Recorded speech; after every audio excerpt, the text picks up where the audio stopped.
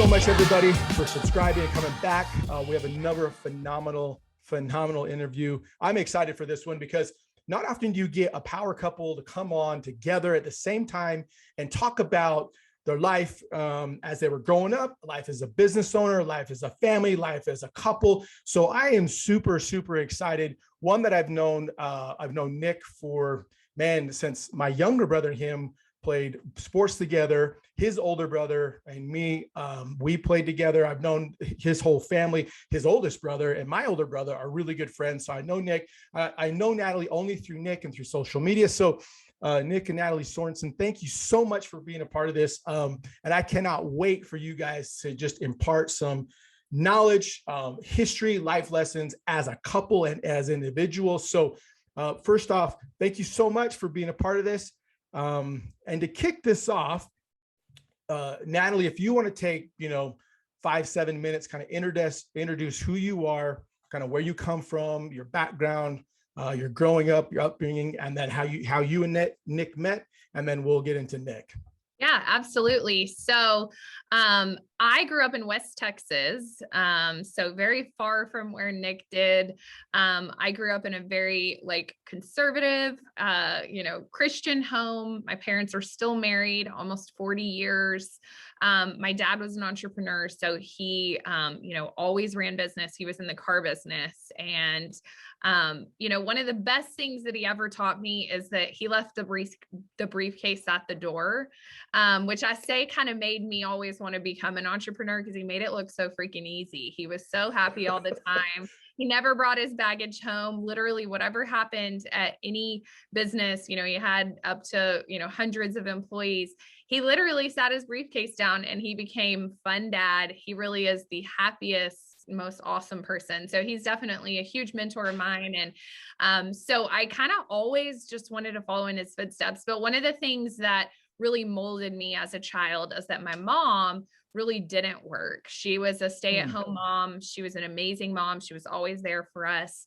But she had this fear that she lived with every day, that if something happened to my dad, she definitely couldn't run his business. And she always would say our whole life would change. We wouldn't have anything. And she had this scarcity mindset around how she would ever be able to support us if anything ever happened to my dad. So consequently, she really concerned about his health and always making sure he was okay, because it was if anything ever happened to him, the rug was getting pulled out from under us.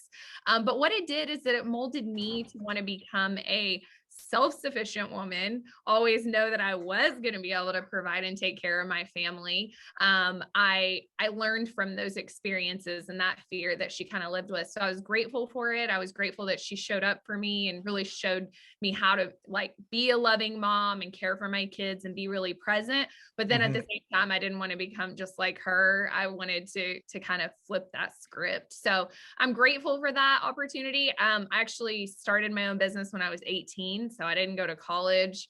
Nice. I literally jumped right into it. I was like, if dad can do it, I can do it. And that was all I wanted to do, was be able to control my own things and have my own money and just be this fiercely independent woman who didn't need anybody. So Nick met me after that, and he and I just kind of kicked things off. And I'll say probably the thing that connected us the most is that we had huge dreams. We were amazingly adventurous. We wanted to see the world. We would both try anything at least once, kind of personalities. Yeah. And what I found out is that, and it's still probably one of my favorite things about him today, is any idea, any dream, any ambition that I have, he has never squashed it. He's never said, oh, that's too big, or that's too crazy, or, I don't think you're ready for that. He literally is like, you're made for it. Go for it. He literally just catapults me into any of the things in my dreams. So that really connected us. And I think that I can't say that I would have created the success that I have had I not had him, always being my biggest cheerleader and always telling me that anything I could do was possible, which was kind of how I grew up. And I've definitely had our challenges. We've hit bottom together. We've made made lots of mistakes. We've had things be massively successful. We've had things fail. But through and through, the goal is the same. It's to create independence for our family and have life kind of on our terms. And so we work more than most people ever would even want to, but we have the ability to live the life that, you know, a lot of people won't ever get to because, you know, they won't dictate that freedom. So I don't know if that's Nick's story of how we met is a lot shorter than ours, but it'll have to do with me chasing him down on a baseball field, which is oh no. Oh no. Hey, all right. Follow that up there, Nick. Follow that up. That was fantastic.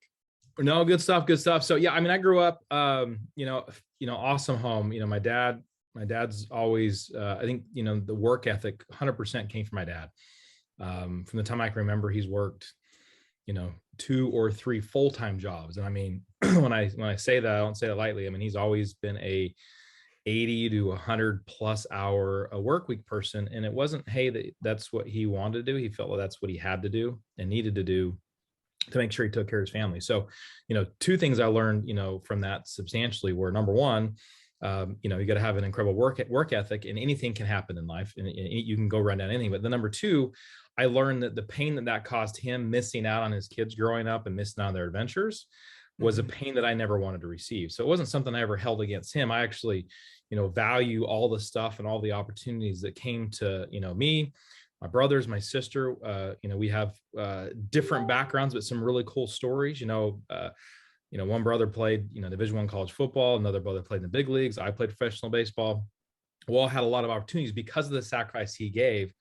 But I just said, hey, you know, why not have both? And so that was probably from my, you know, early, you know, growth is what really drove me to kind of seek out entrepreneurship, because you can, like Natalie said, you know, work tons of hours from time to time, but you can choose when you do that. So I don't ever feel like I'm going to miss out on something. So opportunities that, you know, I've chased, you know, in the last decade, 20 years, I guess I'm getting older, have all been like, okay, great. What does this look like time-wise, right? We can definitely make sacrifices, you know, in the short term, midterm, but as long as it doesn't sacrifice those things that are important. And that was just kind of, I think, what was instilled with me. You know, I grew up in a very competitive household. Like I said, we were all athletes. What was awesome was being a part of that, right? You know, my brothers were always accomplishing something, doing things that they shouldn't have done. You know, my oldest was a Division I white defensive back. Cornerback doesn't happen very often. Okay, is what it is. Just is what it is. And then other brother out of the state of Utah, you know, went and was an All-American in baseball in college and played in the big leagues. That doesn't happen. And so they kind of paved the way for me, which was awesome. It made some of things, you know, in life really easy for me, but also made some things tough, right? So no matter whatever I was doing, it was never really a big deal. You know, when I was getting accolades in high school, they were getting accolades in college. When I was getting accolades in college, they were getting accolades professionally. And so what that also did was, you know, things weren't ever really a big deal to me. Like, you know, it was just, hey, it wasn't necessarily about doing something external. It was always about what it does for me and how I can make myself better. And the personal development that came from that was huge, right?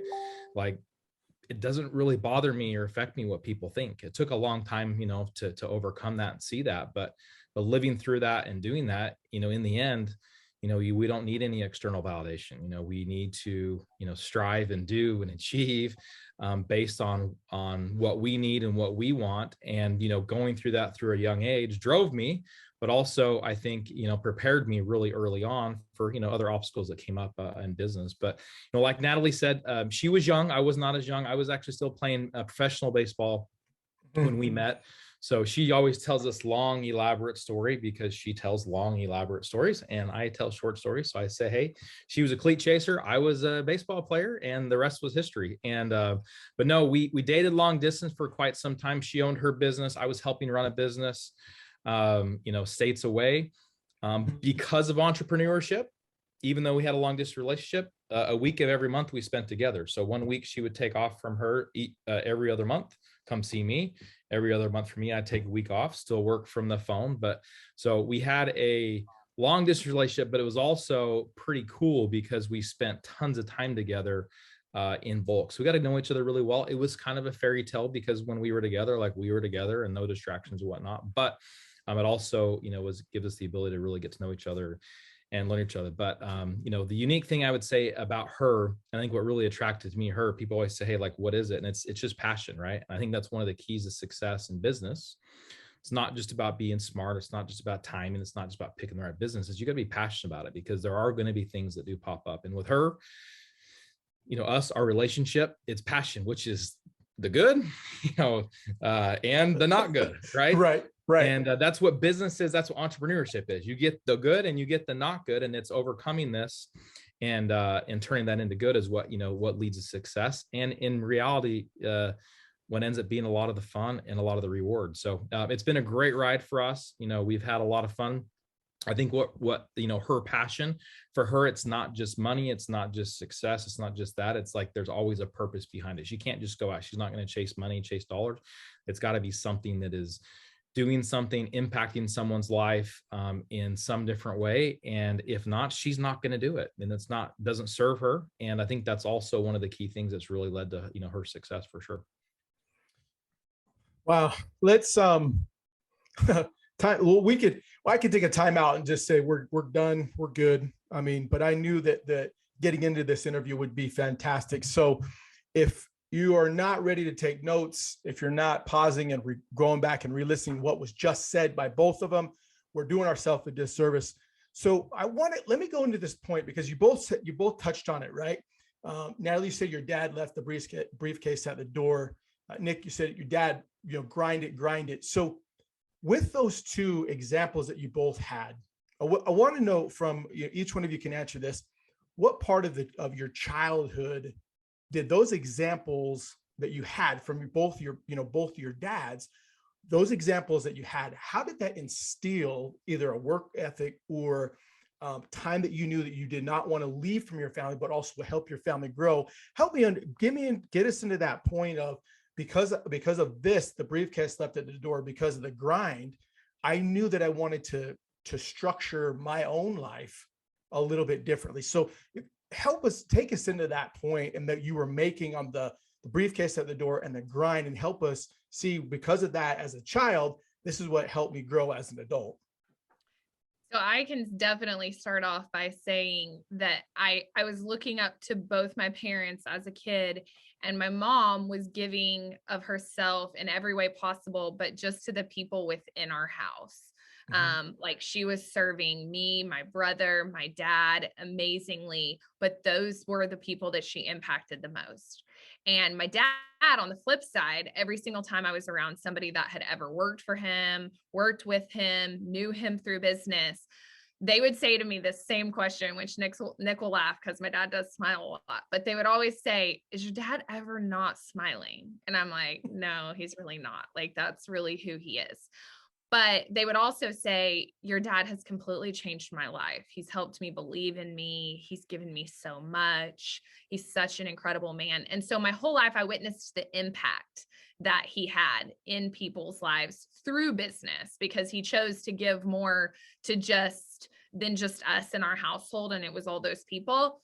And I wanted that. I wanted to like change the world and influence and impact a ton of people's lives, the way my dad did, just in the small business in West Texas, but all over. Like I wanted to use that energy and that positivity that I knew that he kind of just transferred to me, which was like, wake up, be happy, do something great with your day, focus on what's good. Don't dwell on the bad. He can let stuff go. Like we kind of say he has the duck feathers and it rolls off, like, has that water repellent, right. Because he does that super well. But through that, he's been able to impact a lot of people's lives. So I know that started. And I think what's a unique point is that Nick's childhood and background and him growing up and mine combined has kind of developed ours. Like the pain that he feels, that his dad wasn't there, but he wanted him to be. is what fuels him and me to make decisions that we do as parents. And then vice versa, you know, like things that I experienced, like I never once went to a restaurant and was like, oh, what can I get on the menu? Like my dad was like, order whatever sounds good to you. If you want steak, get steak, you know, but my dad had worked his tail off to be able to afford that and be that and do that. So we kind of like vacillate between the two upbringings on like, how do you teach them to work hard and go after it and be that, but then also like have this abundant life where you get to do a lot of things that, you know, other people can't do. And so that's something that we're always focusing on as a couple, and really holding that space for each and every, like each other and the things that we want to do and become, and kind of what's been inside of us since a kid. That's awesome. Awesome. Nick, before you answer the question, I'm going to ask this follow-up question real quick to Natalie. What examples, so you talked about your dad was just giving, he was giving. Give me 2 examples that you can remember as a kid, right? Of saying, it's not so much handing somebody a white envelope. You see it all the time. Here's a white envelope. People open it up and like, oh, there's thousands of dollars in here. But give us 2 examples of what you saw your dad do as giving himself and how you've tried to emulate that now as an adult. Oh, I love that question. So one, he had a secretary that worked for him my whole entire life, and she had a daughter, and he overheard her talking one day how she was stressed about the quinceañera and how much it was going to cost and all that it was going to take. And my dad came home from work that day and he told me about it. And he said, hey, Natalie, I want to take you and I'm going to take Amy and we're going to go to a store and you're going to help her pick out the most amazing, beautiful quinceañera dress for her daughter. And we're going to get it and just take care of it. So it just takes those burdens and just those worries off her plate.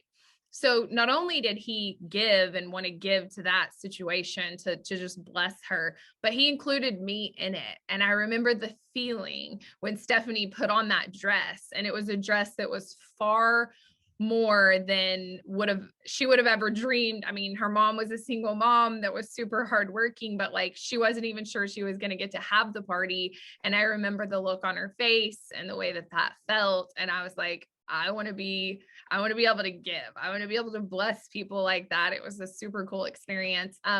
Another one was he's also the type of person who doesn't like to have like the recognition of it. And sometimes business owners or, you know, successful people in a community, they want to give, but they want their name on the building and, you know, they want everybody to know about it. And I think at one point my dad found a way, my brother was a college basketball player and he had a friend that was super close to him. His dad had lost his job. You know how that feels as a man in your household. You're wanting to give, provide. He was on this travel basketball team that was super expensive.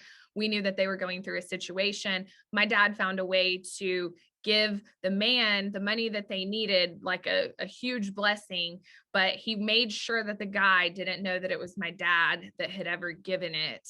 And he never asked for it back and never wanted anybody to know. And I think that being, you know, driving yourself to be successful to the point where you can be that person behind the scenes or the person that can bless or really support the people around you is something that Nick and I really strive to be. Like, we want to be able to show up for people and give and not to get anything in return. But to do that, you have to be able to take care of yourself really well. And then you have to have access to be able to do that. And then you have to be really smart with all of your decisions beyond that to be able to be that person. So wow, that was awesome. Then I'm going to come back and circle around a couple of things a little bit later, but Nick, so go ahead, Nick. I'd love to give us that insight of what you learned and how it's molded you, because I'm dying to hear. Yeah, so all those stories are awesome, except, you know, every time in a marriage, you know, all I get compared to is her dad, which is the only not awesome part about the whole situation. So no, I'm kidding. He is an incredible man, and definitely always strive to learn from him. But, you know, I mean, I think in life, you know, 3 things I think really help develop people, right? Obviously, we've heard, you know, numerous personal development coaches say, hey, you are the average of the 5 people you surround yourself with. So the people that you're around yourself a lot, you're going to take on those attributes, right? So like my dad's work ethic, you know, my mom's love for people, just naturally being around those people you bring in, right? And same thing with coaches. I mean, your dad, Jack, one of the toughest coaches I've ever had in all the years I played, but also I got so much from him because his pushing people was with love. And so I think that part of it is those that you surround yourself with, and this is friends, it's mentors, it's obviously your parents, and then the second thing and third thing I think that really pushes you or shapes us is joy, and it's also pain, right? And the pain of my dad not being there, it wasn't necessarily for me at all, because I mean I knew his love, I knew his heart, I knew his intention. It's more like I felt bad for him, right? In college baseball, in 4 years there, I think he made 6 games, and that tore him up. In all the years of pro ball, 4 years of pro ball, he wasn't able to see me play once. And I know that it was hard on him.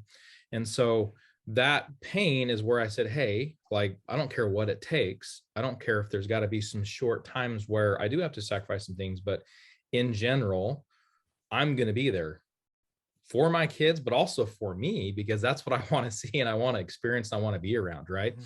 So that, has definitely shaped me to be, okay, great. When you walk up and you say, hey, here's opportunity A, opportunity B, opportunity C, opportunity D, to me, that weighs heavily on what I'm going to go do based on, hey, my time, and I can make sure that I am there, with what, and we can't always make those decisions right in the moment, but you can definitely steer towards that direction. And then also joy as well, from the fun of my mom and different people, different individuals seeking joy, right?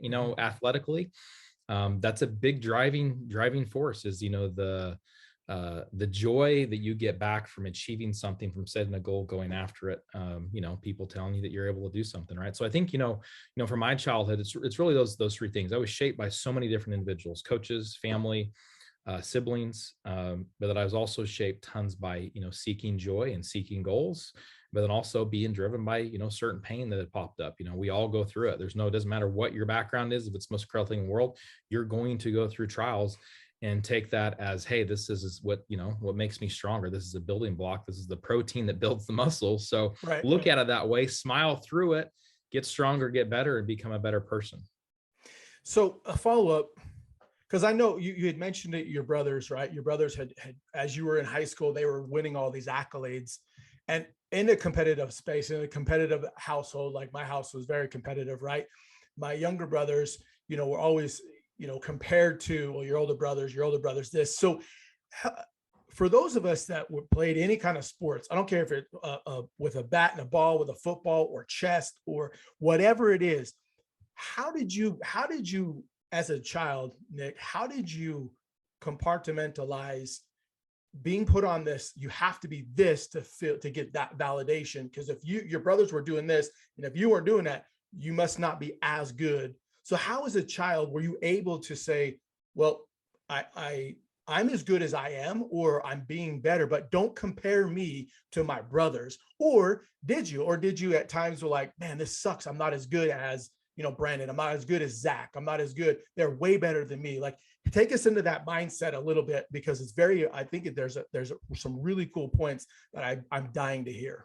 Yeah. So the negative subconscious mind, as we all know, is absolutely powerful, right? We're told no as children, not just thousands, but hundreds of thousands times more than we're told yes. Mm-hmm. Right. So all those thoughts, of course they pop into your head. They're natural. You know what I mean?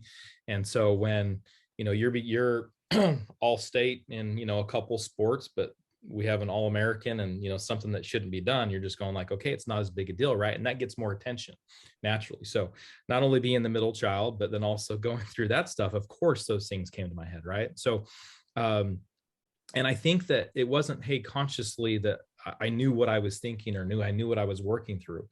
But my dad and my mom were also big people that believed in people, just like, Natalie said with her father. And so there was never anything I didn't think that I could accomplish, right? It was a feeling. And yes, it was things that were being said external, lots of negative things be done internal.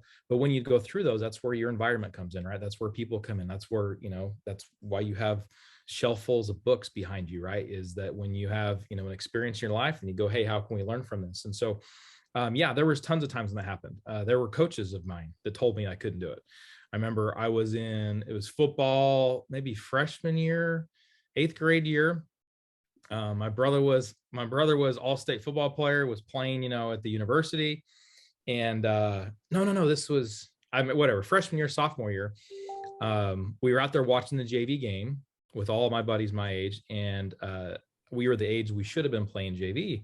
Mm-hmm. And the coach I previously had from 2 years prior went up to one of my buddies and was like, "Hey, who's starting fullback tomorrow and for the varsity game?" And they're like, "Sorensen." And he's like, "Wheels?" Because my nickname to him was Wheels, because I was a slow developer with speed, but my oldest brother could fly from a young age. So my nickname was Wheels. So of course he beat up on me mentally, because it was, hey, in his mind, he's trying to get the best out of me. In my mind, as a 14-year-old, this is crushing me, because no, I'm told every single day, because my nickname was Wheels, that I wasn't as fast as my older brother. And then even 2 years later, when I leveled up, right, he's still like, "Sorensen? No way." You know what I mean? So yeah, the whole life you're always compared. You've been a part of it. And same thing with anything in life that can either make you stronger, make you not. So what it did for me, based on watching work ethic and watching my brothers work hard, watching other people work hard, it made me work hard, And so there are accolades that I've done that they didn't do. Whether or not celebrated for them as much as they were not, like, it doesn't matter, right? In the end, right. like, did you go and you become the best you can be. So they were great examples to me. So that they brought me more joy than I would say trials, but the trials also helped shape me, make me substantially stronger for sure. But my first game at Kansas State University, so playing, big D1 and a big conference baseball. And I walk out and they had my brother's name on the scoreboard by accident, because he was an All-American the year before. No. And so, yes, things happen for sure, right? And you can either say, "Hey, you know what? People are trying to push me down," or I'm going to stand on top of that, and become better for it. I can say for sure that's made Nick a fighter. And, I think birth order and the way that you grow up is so key and so important. And I'm like, his fire and passion for you to not forget that he wasn't just the next or whatever, like, he's him and he's fierce and he's going to prove that he's stronger and he's going to fight as hard and he's going to climb further. I mean, he had great examples. They're amazing men. They were incredibly successful at many things, but it made him think, I can do all of that and all of this too. And he has this huge personality. He makes everybody laugh all the time. And I always say, like, your brothers might be cool and they might be great, but like, they are the most serious people. Like, they're not nearly as fun as you. So I picked you for fun factor. Well, this is true. This is true. Let me transition a little bit. This is a question, obviously, for both. I'd love to hear it. What would you say the biggest misconception was about both of you, when you were growing up? Different upbringings, but what would you say the biggest misconception about you or your family, and how did that impact, or how did that shape kind of the direction of how you wanted to become as an adult? Oh, well, it kind of goes hand in hand with what I was talking about before. But, in my later years, 17, 18, all in high school, there was this stigma of like, oh, you have this life because you're daddy, or you have this nice car because lucky you're the rich kid, or you're the whatever. And I never liked that. I started working when I was 15 so I could have my own bank account. So then when people would say that, I would be like, no, I bought that. Excuse me. No, wait a minute. So I was like grateful that I experienced kind of that trial, because people thought I just got it handed to me, and I didn't want that at all. I was like, absolutely not. I would actually take lunch money my dad gave me and put it in a bank account. And like my grandmother was into like investing, and I was like putting money away, like before, like all I wanted to do was start a business and have finances in order and everything. And so I think that kind of that sculpted it, that picking on it or whatever. Like, I didn't just take it, and I didn't want to hand out, and I didn't want it all to be because of my dad. And I remember when I was like 19 moving into my apartment, I like furnished it with like all of this brand new stuff. And the first friend walked in and said, "Must have been nice to go with your dad." And I was like, "Excuse me." And I pulled out the drawer and I whipped out all the invoices, and I was like, "This is my card number. paid by me, but it was like I had that in me to like be able to go and create, because I did have a great life. I wanted to be able to create that life for myself and then on for my kids. I mean, Nick and I are both like, we'll take it. We'll pay for dinner. Like, we want to have, our things because we decided to accomplish things. So, I don't know. That was one thing that really stuck out. That was awesome. How about you, Nick? Yeah. So, I mean, when we grew up, my dad worked incredibly hard. We never went without. But we also were on, the other side of, I guess, our community. So our high school, and you're familiar with it, it's an incredibly diverse community. I think they taught 20 something languages in ESL program. And it was a section of the city that, you had low income, middle income, and upper income, those that were on the hill. So we were on the west side. We were on like the, lower middle, I guess you would say. So those that are above 13 East, which included the Gilmores, where it was a different level. No, I'm saying, but there's middle, upper, right? And with us, I always had that stigma. There was a number of individuals that always, look differently and judge because of that. So I think what that taught me in life is that I love all people. We all have a story. I don't care where you're at. I've always, and it's funny, prided myself in being like the most non-judgmental people. I don't care where you're at, where you're from. Like, I love people, right? And I love your story. I love where you're at. There's a reason where you're at. And I love that but it's also too drove me to where I'll say, hey, you know what? No, in the end, you get to pick exactly what you want. And so I would say I'm kind of in the middle now. Like, I want my kids to, be blessed as they earn it, but I also want them to be in the middle of all that other mix too, because there's so many rewards that can come from both sides. I guess both sides of the railroad tracks. There weren't railroad tracks, but I guess you could say both sides of the railroad tracks. And so I love where I grew up, because I think that it maybe if I would not have been where I was, I wouldn't view the world the way that I do, and I may not have been driven as much to go after what we have.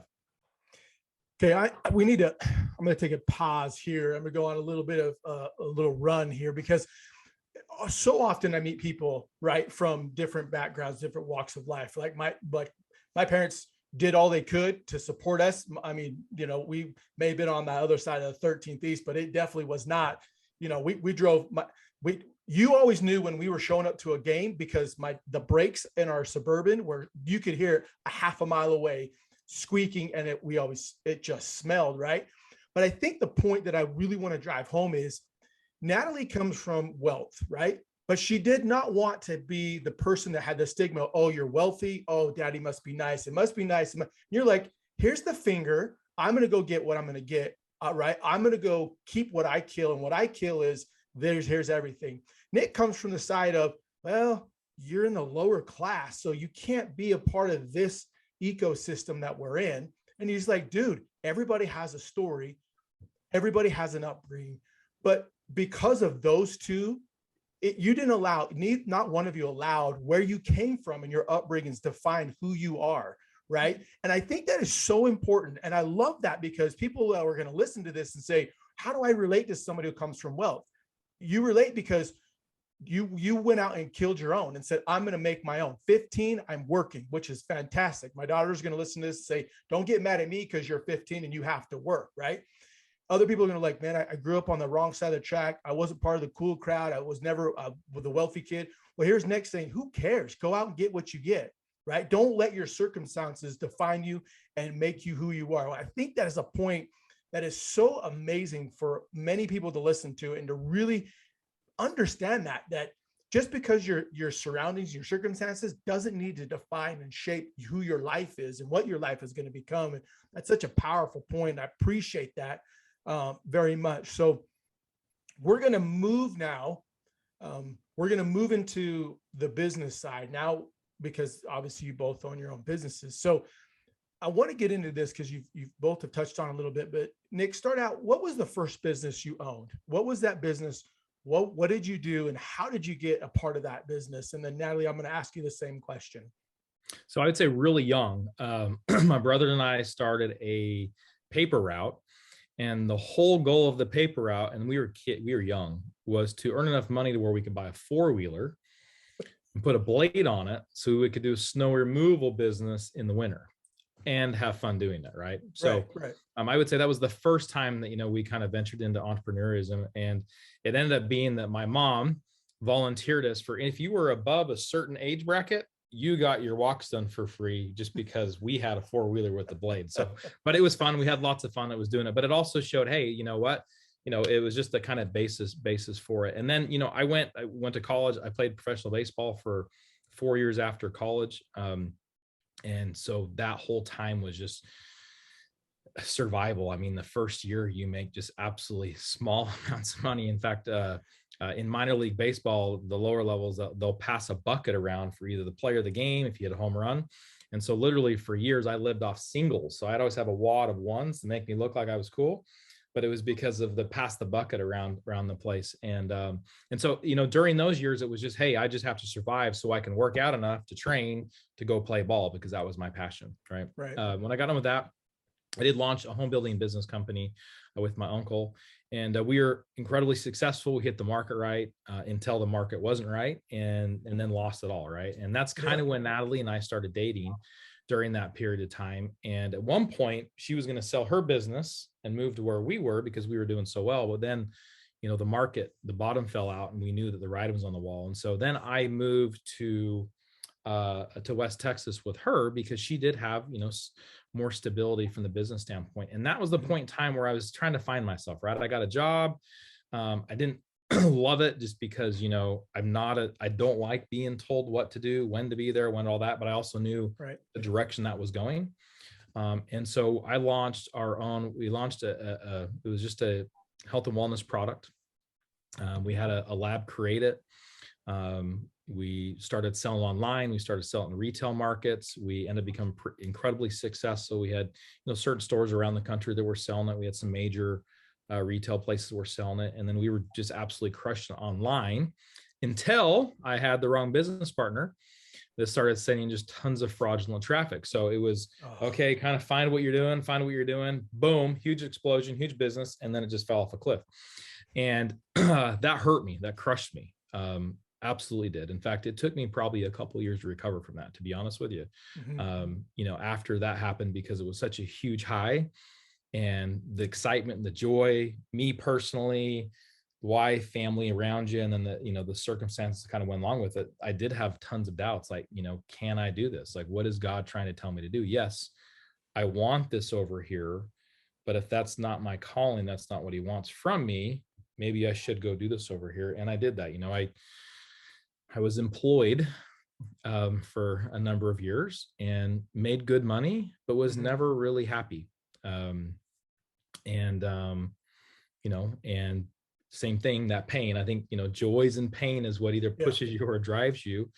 That pain is what, basically pushed us and brought us back into entrepreneurship. And so we actually, while I was working, we got into the relationship marketing, network marketing space. And I think it's a great, undergrad degree for entrepreneurship. I think that most people, that get in that space, it's an amateur entrepreneurial program, because you have to get good at a couple things on your own, and you can be very successful. But you can take that and learn all the aspects of business, all the aspects of entrepreneurship, and basically grow whatever you can. So I love that industry. I love what it does for people. I love what it did for us. And I love it just because, how you become successful is by pouring into other people, lifting them up and helping them be successful. It's not about selling products. It's not about marketing. It's really about building people. And so that was kind of my little, relief picture from, a couple of my bad entrepreneurship experiences, and said, hey, you know what, you can do this. This is definitely possible. And then that's kind of springboarded into a lot of other stuff. So I do a lot of things. We definitely, venture into some business ownership. I would say we've had some successes. We've had some stumblings, we've had some losses. I love investing. I believe, totally that becomes, the true freedom for people. And so that's, investing to me is almost like taking over the competition of sport. You can win every day, you can win every week, you can win every month, and it's just fun, but it's like the game of life. Right. But all that has come from the foundation of just at one point saying, hey, I got to go do this, and failing, learning, failing, learning, failing, learning, failing, learning, failing, learning. Okay. Natalie, before you answer, I have to ask this question because you brought it up and I really, really want. So you started a business, it went into the dumps, took a hit on you. I mean, anybody's ego is going to get hit. Like, it'll just be, you're a guy, I'm a guy. If I'm riding the high and all of a sudden the rug gets pulled out, it's like, crap. 2 years? Do you say 2 years? Yeah, it's about a 2-year project, Tons of work went into it, learning just different aspects of business, learning online marketing, right? And I'm a dreamer, right? I talk about it a lot. Natalie's, came from a standpoint where he ran a business, owned a business, but it was a ton of stability, right? And as launching one, you don't kind of get there. And so it was to the point where, hey, I felt like I let my family down. The job I was doing, I probably wasn't doing as well as I could have because I was spending all my extra hours out over here. But then all my extras over here were taken away from Natalie and our young kids, right? So there was tons of guilt there. And that's when it came back and said, hey, maybe I shouldn't do this. Maybe I can't do this, right? And so, yeah, it beats up on your ego. You question that you can do it. You question if this is the right decision to go do it. You don't want to let anyone down.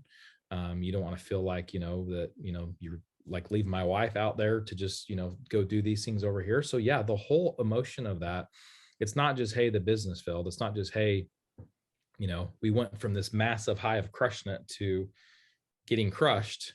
It was all the other things around it and people and emotions and relationship, obviously ego as well too. It can definitely be crushing for sure.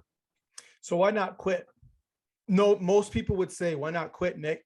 You should have just quit. Like the negative, right, voices that are coming would have looked at you and said, you grew, you fell, you grew, you fell. Why quit? What quit? Like, obviously you're doing something wrong. Obviously from the outside, you're a failure. Obviously you've probably burned some bridges. Obviously you've probably, used some money from investing money and burned that. Why not quit? Just quit, Nick.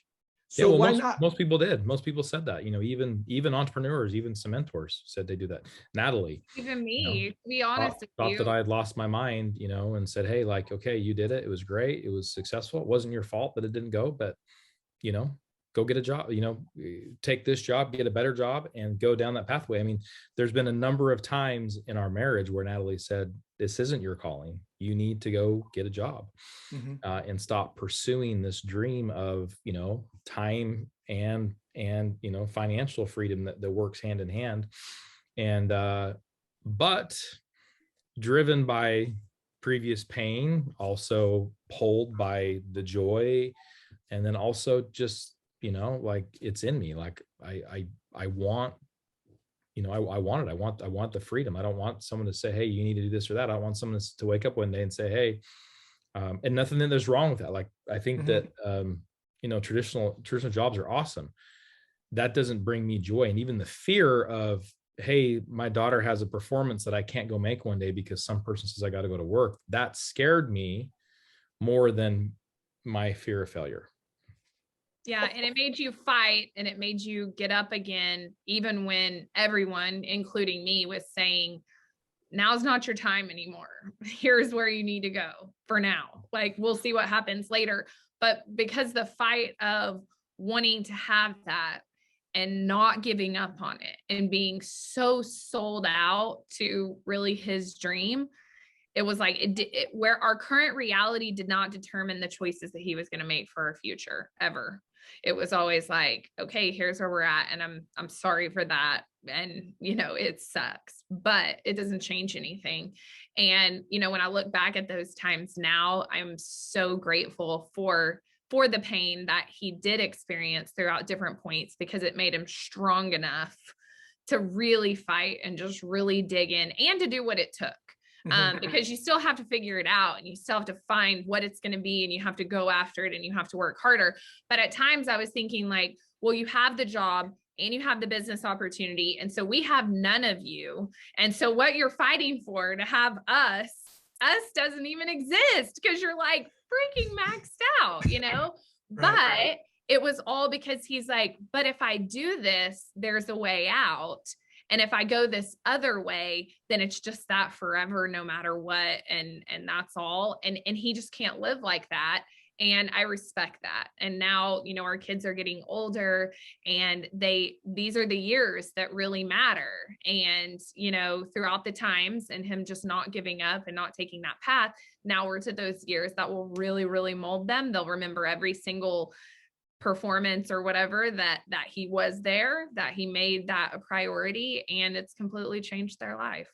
Yeah. So I mean, and we've still gone through things too, like, you know, so successful business, things going well. And I'm like, wait a second, I'm going to tackle this investing thing, because true wealth, true financial freedom, you know, comes from this quadrant. And she's like, you've lost your mind. Like, this is going so well. If you pour more of your time and energy in over here, it's going to go weller, right? I'm kidding. It's going to go better. And I'm like, yes, but, you know, and so to me, the secret, like, people say this all the time, like, what is the secret to life? To me, the secret of life is growth, period. I don't care whatever aspect of life we're talking about, career-wise, financially, spiritually, professionally, personally. Like, to me, that's like what it's fun. Like, it's growth, right? So this was a whole brand new thing over here. And, you know, I'm 2.5 years into it now. And it's starting to be like, wait a second, like, this is a big thing. And all of a sudden, like, every once in a while, I look over at her and her eyes are going like, wait a second, like, that's what's possible. Right. And so, and who knows where it's going to be 5 years from now and 10 years from now. But to me, I think that that's kind of what drives it. It's not drive. It's fun. Like, to me, you know, and I've heard this saying thousands of times, but if you're not having fun, you're doing it wrong. Right. And I think that's where the passion comes from in business and entrepreneurship. Very few entrepreneurs go out and say, hey, I'm going to go do this business because it's going to make me money. They're going to do it because there's a passion or something that's driving behind it. And that's for me. Like, I love to grow. I love to learn new things, love to go do new things. And yes, you have to make some sacrifices here and here and here and here. But when you do, you get that personal enjoyment. You teach those around you, you teach your kids, and you take people with you. And to me, that's the most enjoyment. That's the most fun part of it. Man, that's solid. Man,